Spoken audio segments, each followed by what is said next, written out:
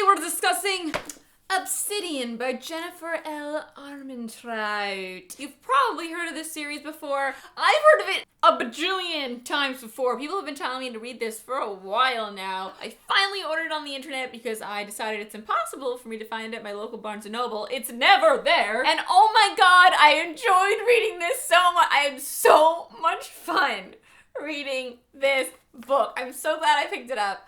I already have all the other books in the series. If you don't know what Obsidian's about, it reminded me so much of Twilight in the best way. It's like Twilight, except instead of hot vampires, there's hot aliens. It's funny. I love the writing. It's much better written. There's a clear antagonist. I laughed so much reading this book. The main character's name is Katie. The Edward's name is Damien. Damien is like Edward, except a million times sassier and a million times less cheesy. It's hard to understand how it correlates until you start reading it because it's not the same by any means. But there's such similar structure to the characters, and it's just so funny reading it. It made me so nostalgic. I just loved it so much, though. It was so much fun. There's no hardcover copies of these books, which is annoying. Maybe there's a hardcover of the fourth one, but all the covers I have are soft, which is...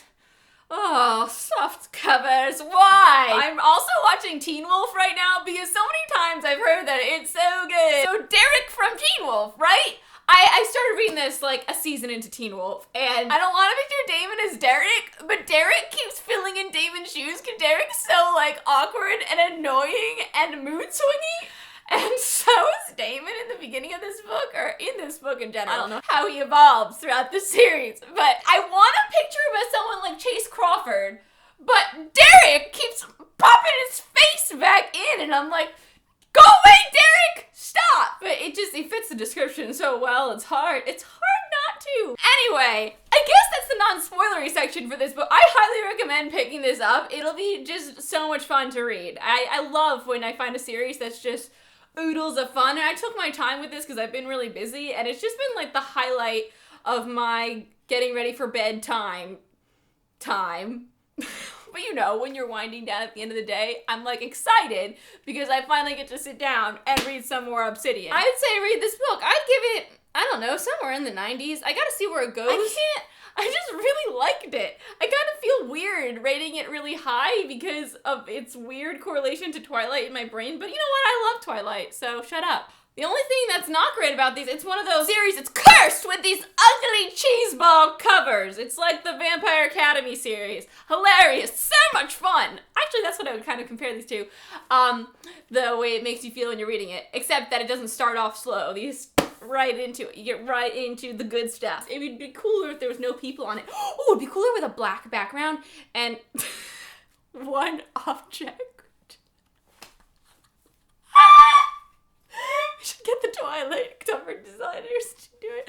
But like a black background, a stark black background with a photo of Obsidian, you know, the rock. Or like an obsidian blade. That would have been a cool cover, guys. Lots of options that aren't Damon and a girl hugging him with lightning in the background. Bye, non-spoilery people. Go read the book, come back, and we'll discuss it, okay? Bye! So like I said, really loved this book. Couldn't help but keep drawing the parallels with Twilight. But like I said, Twilight in the best possible way. First she's moving to the small bumfuck town, right, in West Virginia.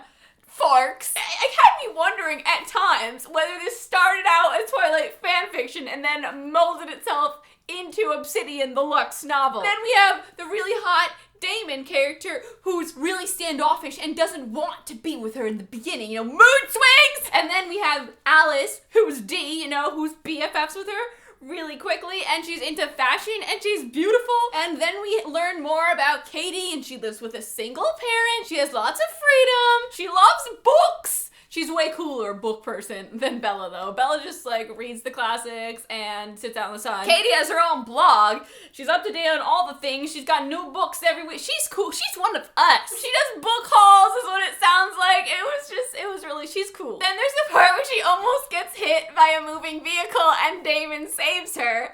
And he stops the truck, just like, Edward was like, psh. And then there's the what are you know, I'm a sexy alien, Luxon, and I'm a vampire, and oh, it was just really, really fun. It was really fun watching Damon and Katie's relationship. I mean, frustrating at times, but more fun than frustrating, because you knew he was an alien, because there's been so much, I've heard so much about this book. All I know about it was sexy aliens, and I know alien babies are coming, so that's just another little thing, you know, remind me of Twilight. Knowing that, and then reading this, and seeing that one line about her being so uncomfortable about kids. Foreshadowing. So I love Dee in this book. I love how, you know, dedicated she is to this friendship with Katie.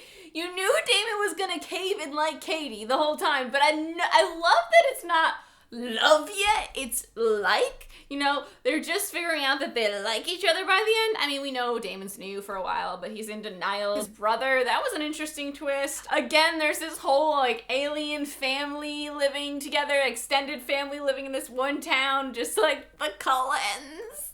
And they're all paired off within each other, just like the Cullens. I knew he wasn't gonna be like an ugly alien form, but it was interesting that they're light. And they have a lot of different powers, and I'm wondering how they're just gonna play in to the future, if there's gonna be any shenanigans with some morphing into people. Like, the fact that Dee can just morph into Katie is insane. And then there's the whole speed thing. Vampire speed, alien speed. But I love that there's a clear antagonist in this story. You've got the Amun. Wow, I've never pronounced it out loud. Amun is how I say it in my brain. I hope that's correct. They are shadows and they are light and they feed on Luxon. So they're kind of the vampires of that world because they feed on them and suck their powers.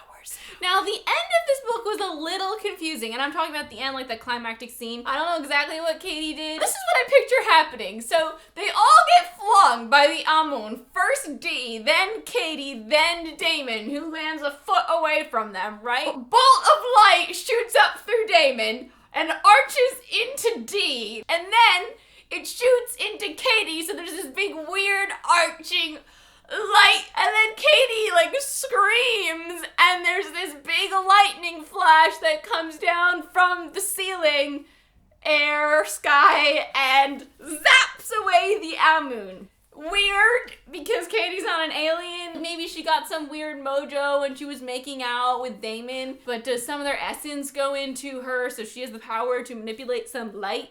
I thought their backstory was really crazy because they're from a million bajillion light years away. I thought he was gonna say he was a million years old. Like, I'm 17, but I've been 17 for a while. But that didn't happen. He was like, no, we travel here instantaneously or something after our planet was blown up. It's a little Doctor Who. Their planet was destroyed and now they don't travel in time and save people. They just live on Earth. I can picture Doctor Who coming down, help settle this situation. What if that happened? That'd be the coolest in one of the other books. I'm surprised, actually, how slow the romance is. Kind of not really slow. I mean, they've already kind of had some hot, intense make-out sessions, but they haven't really, you know, they're not in any sort of relationship. They haven't really talked about it at all. We had that part with Simon, you know, the jock that takes her to the dance. Also, like Twilight, they go shopping for dresses together. Well, Bella doesn't go to the dance, but you know, kind of similar. I just wanted her to go back with Damon at that dance. Like, Simon was clearly obnoxious. He sounded really bulky and uncomfortable. I was like, okay, why you keep going with him away from the beach? This is a date rape situation waiting to happen. Then, of course, he does cross the line, and we knew Damon was gonna come and save her and such. I was just waiting for him to come and be like, excuse me. It was funny when he just started being jealous out of nowhere, which it was very Edward, when he like came up between them in the cafeteria and was like, oh, sorry, I need a drink, like right in between you guys. Oh my god, the part where they come back from that big attack and she saves Damon's life and they're sleeping in bed together. It's so funny. And then I don't understand how they wake up. She said she was literally tangled in between his legs. I was laughing all over the place when I read that page. I'm just like, how did this even happen? I'm excited for the next 4 books, the next 3 books. I think there's a book after. But for my next 3 books that I have waiting for me right over there, what do I think's gonna happen? Well, I think they're gonna fall in love.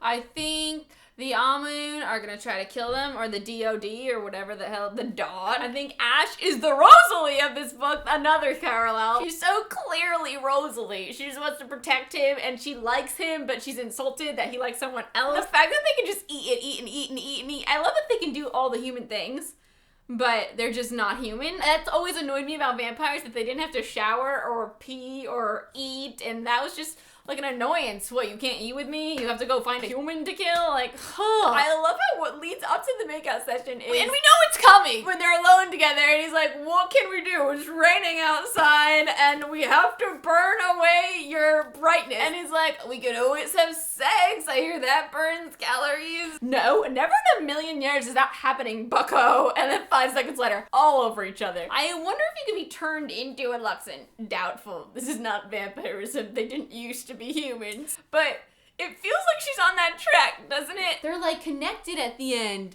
They have the same heartbeat. When she did that, I was like, how can you feel that you have the same exact heartbeat? How did you notice that? Oh my god, wait. Our hearts are beating exactly the same? Apparently at the end when he was healing her, what I visualized was his light passing into her, like his soul going into her, like when a ghost goes into another person and takes over them, except he didn't take over them. He went in and healed her. It kind of reminded me of that scene where Bella gets injected with Edward's venom and fire. It's kind of not the same. It's kind of the same. It connected them and it connected them. I'm sorry. I look forward to more Twilight parallels. I'm Christine. Thanks for watching. Share your thoughts. Please don't spoil me on the next books, because any hint like, oh, you're gonna like that book, oh, you're gonna hate the end of this book, those are all spoilers. Just please don't leave them in the comments. Thanks for watching. Share your thoughts on this book, and you can share your thoughts on the series in general, and how ugly you think the covers is, and who you picture as Damon. I'm actually really interested in who you picture, because maybe I could replace Derek. You know, I'm Chase Crawford, I'm trying to push him in, but it's not really happening, so let me know. I'm Christine, thanks for watching, I'll talk to you next time. Bye!